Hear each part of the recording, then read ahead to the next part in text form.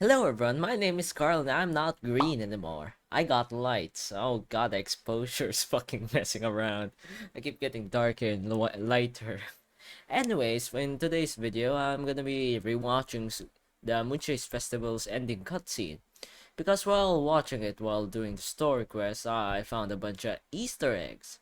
And that cutscene played out fairly quickly, so that's why I'm gonna rewatch it again to try and look for more Easter eggs. Actually, I lied. I've already watched this a bunch of times, so I'm just gonna tell you what I found. Moonchase, god of the stove, born from a spark when stone struck stone. He was a god with a great love for humanity and their well-being. Millennia ago, the people sought to expand their city. They built a dwelling on the plains and called it the Gwali Assembly. Yes, the Gwali Assembly. If you play the game, there's been many references to this place, to the Gwali Assembly. There's been many references to it in game. Plus, there's actually a place called Gilly Plains. The stove god cared greatly for the people, turning himself into minions who went into every home, fostering food and solidarity alike. So, while we were investigating the Stove God statue with Kiching and Chonling, we went to Wangshu Inn and we found Yanxia gave us a book that mentioned something about the Stove God, one god turning to many, and this is that. It was actually true. Here you have Goba separating himself to many smaller versions of himself to help the people. Wait, actually, is he larger than the normal human? Or does he vary in sizes? Look at this. These guys are small, these are humans. Gooba is larger than them, and here, this human is larger than Gooba. Yes, their home was taken by a flood. Yes. The waters ravaged the Gwali Assembly and forced the people back south to live. Ah. In my first watch, I didn't notice them, but Cloud Retainer and Mooncraver's actually here. Oh shit, Zhongli's here. Yeah, I remember, Zhongli is here. Look. This is his dragon form. It doesn't show a lot, but you can recognize his color scheme. Liyue Harbor. Ooh, it actually has the geo pattern on it as well. Well, it's only half of it, but it is the geo pattern. Though the distance was not far, the journey was plagued by a terrible storm. For a dozen days, the adept. Now this is what I find really cool, because this is the first time we actually get to see Ganyu's Adepti form, or as they officially call it, the Keelan form. Or I may be pronouncing that totally wrong, but this is really cool because I thought Ganyu was like just human. She was born like half cow and she grew into like a human with horns. But you know what? She actually has a Keelan form. So here we still have Mountain Craver and Cloud Retainer. And here are two Adepti we don't know, but they seem to be the same color as these two. It may be the same Adepti or it may be completely different. Who knows, maybe like bird and bluebird and like bluebird and orange bird are the default characters for Adepti. I stayed by their side. During this time, the stove god cooked an ancient delicacy, flatbread with a meat sauce to stave off the cold and damp, fit for those on the move.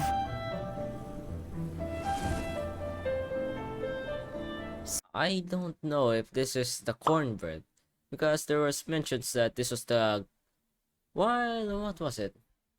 While Kitching was talking about how Shanling has an Adepti affinity, she said something about Guba recognizing the dish that he made. So I wonder if this is actually the what do you call that again? Corn. I forgot. I just said it, but I forgot. Those corn things came from. Corn Centuries buns? No. later, disaster and plague arose. This scene is very fucking cool. This has a lot of fucking detail, a lot of design. It's really cool. Here they reuse Zhongli's. This was Zhongli on the Xiao's trailer. Once more, the stove Once again, we have Cloud Retainer, Mountain Craver. god would appear no longer, for he placed all of his Moon power Craver. into the land itself to Ganyu, quell the and yes, calamities.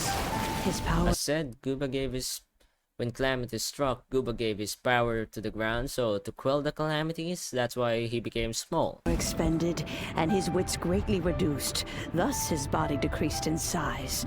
By the time he parted ways with us, Oh wow, you actually see the shadows of his minions slowly disappearing. wasn't even the height of a human. He told Rex Lapis and I of the dishes that bring joy and of the secrets of the flame, then went So into back then, you can still talk based on that. the mountains and entered into a long slumber.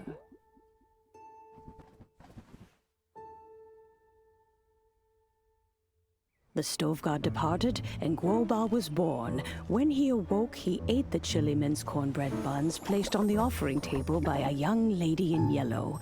Though he did not remember the past, he was profoundly moved and decided to follow this young lady thereafter. Wait. So you know what? I'm being very fucking copium, or I'm trying to deny it, but from what it seems like, Guba doesn't actually remember anything from his past from being a god, but he can still recognize stuff when it's familiar, like the way he recognizes Child, Madame Ping, Zhong Li, but he doesn't actually remember them, which is weird. The stove god had quietly disappeared, but the vendors rose early to hawk their wares. People went out to buy goods, lit their stoves, and cooked It's food, music. just as they had done Somehow every day it's for as long nostalgic. as they could remember. In Liyue, things have always been this way. Ah, yes, cool thing. Guba is right here. He's riding Ashda. Also, here we have the lantern ride. This was the adepti that was the... Huh, how do I phrase this? This was the adepti that the lantern ride was based off.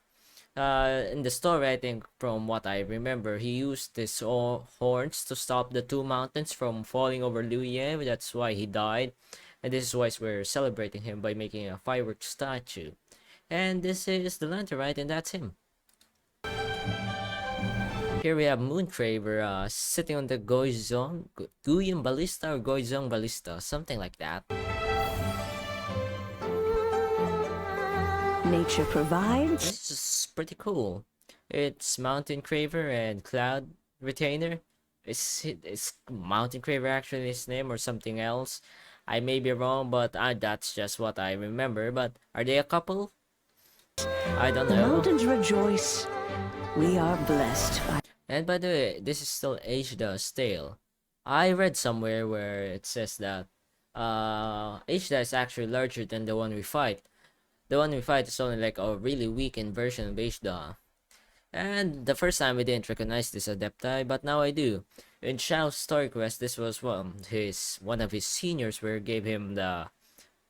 What do you call this? A skewer. There you go. We gave him a skewer because he requested it, and here we can see him cooking a skewer. And exactly, we also have Shao here. by heaven's And the great one thing I was very grace. surprised of is this is Madame Ping. Like, holy fucking shit, man. She's hot. I mean, the current Madame Ping we have right now is just a generic fucking old lady NPC that looks the same as every other one. But god damn, she's hot here. The way people said, the reason people said that this was Madame Ping because she's using a spear and she has the cleansing bell. So, yeah, that's a good enough explanation for me. Also, we have Zhongli's dragon here, pretty cool. Years have gone by. Ganyu. The world has transformed, but our way of life survives. Yes, just Ganyu and Yan Fei attending business. Well, we get to take a peek at the older Liu Ye when the traveler hasn't arrived yet. Look, Sean Ling, Xin Yan here, as everyone has children, basically. Wu Tao is pretty cute here. Chi-Chi. We have Beidou sailing on the ocean. The ocean is color purple. That may indicate she's going to Inazuma, or maybe not. Maybe just Thunder and Genshin Impact and Teyvat is just purple. Because as we all know, Teyvat has its own laws. Holy shit, it's been 10 minutes. Fame and fortune is only a Oh season. man, I love the It music is here. the moment that we should embrace.